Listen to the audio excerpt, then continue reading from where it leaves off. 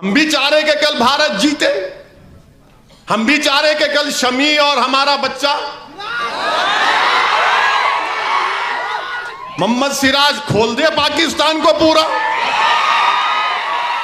मुसलमानों का अरसे हयात तंग करने की साजिश, मुसलमान हरगिज खौफजदा ना हो। तेलंगाना असेंबली इंतखाबात में मजलिस ने नशिस्तों की तादाद का अभी फैसला नहीं किया। विकाराबाद में बैरिस्टर ओवैसी का खिताब। तेलंगाना असेंबली इंतखाबात में मजलिस ने नशिस्तों की तादाद का अभी फैसला नहीं किया। इसी इत्तलात और पेशे क़ियासियों के दरमियान 2023 में होने वाले तेलंगाना रियासती असेंबली के इंतखाबात में कुल हिंद मजलिस इत्तेहादुल मुस्लिमीन भी अपने उम्मीदवार उतार सकती है। सदर कुल हिंद मजलिस इत्तेहादुल मुस्लिमीन व रुकने पार्लियामेंट हैदराबाद बैरिस्टर असदुद्दीन ओवैसी ने कल रात विकाराबाद जिला मुस्तकिर के शिवा रेड्डी पेट में मुनाकिदा जलसे रहमतुल लिल आलमीन से खिताब के दौरान रुकने असेंबली विकाराबाद डॉक्टर एम आनंद की जानिब से मजलिसी रुकन के बल्दी हल्के को फंड्स की अदम इजराई और 1.5 साल से शादी मुबारक स्कीम की रकम जारी न करने पर दो टोक लहजे में कहा कि आप ये बात याद रखो कि मजलिस ने अभी फैसला नहीं किया है कि इलेक्शन में कितने सीट पर उम्मीदवार खड़ा करेगी। उन्होंने कहा कि खाली मीठी मीठी बात मत करे,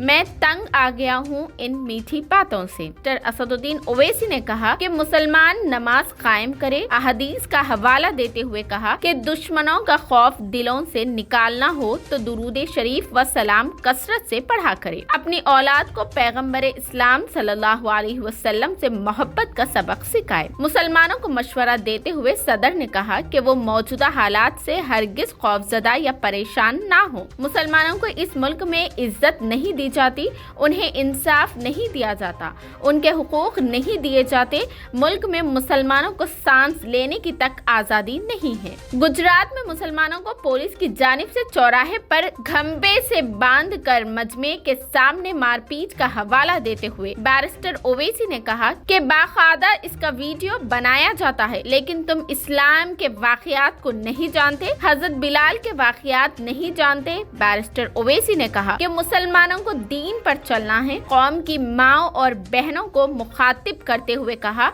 कि वो नकाब बुरखा हिजाब में रहे, क्योंकि जालिम के खौफ से हम अपना दीन नहीं छोड़ सकते। उन्होंने कहा कि अगर कोई दाढ़ी और टोपी के मामले में डराएगा तो हम ऐसे वाक़ियात से गुजर चुके हैं, क्योंकि ऐसे जालिम या तो मुसलमान हो गए या अल्लाह ने उन्हें बर्बाद कर दिया। उन्होंने कहा कि हर मामले में पुराने शहर और पाकिस्तान का नाम उन्होंने मशवरा दिया कि ऐसा है तो पाकिस्तान से क्रिकेट ना खेले। उन्होंने कहा कि हमेशा हिजाब, हलाल गोश्त, दाढ़ी और क्रिकेट मैच से तकलीफ। उन्होंने कहा कि हमारा वजूद हरगिज नहीं मिटेगा, ये याद रखें। जितना पाकिस्तान का नाम इन्होंने लेते हम तो जिंदगी में भी नहीं लेते, मालूम ही नहीं हमारे को। मगर नहीं, पाकिस्तान। अब ये कल क्रिकेट मैच क्यों खेल रहे तुम? नहीं खेलना था। नहीं, हम पाकिस्तान नहीं जाएंगे, मगर पाकिस्तान से ऑस्ट्रेलिया में खेलेंगे। अब्बा ये क्या मोहब्बत है? मत खेलो पाकिस्तान से, क्या होता नहीं खेले तो? एक होगा 1,000-2,000 करोड़ का नुकसान होगा टीवी का। मत खेलो आप, भारत से बढ़ के है 2,000 करोड़ होगा, छोड़ दो। मन नहीं, पाकिस्तान को नहीं जाएंगे मगर ऑस्ट्रेलिया में खेलेंगे। हाँ हो, क्या मोहब्बत है भाई। अब कल देखो आप, अब वो मैच कौन जीता कि नहीं मालूम, मगर शेयर बनते। अरे क्रिकेट मैच है भाई, हमको क्या करने का है उससे? हम भी चाह रहे कि कल भारत जीते, हम भी चाह रहे कि कल शमी और हमारा बच्चा मोहम्मद सिराज खोल दे पाकिस्तान को पूरा। हम भी ख्वाहिश है, मगर नहीं, इनको नहीं।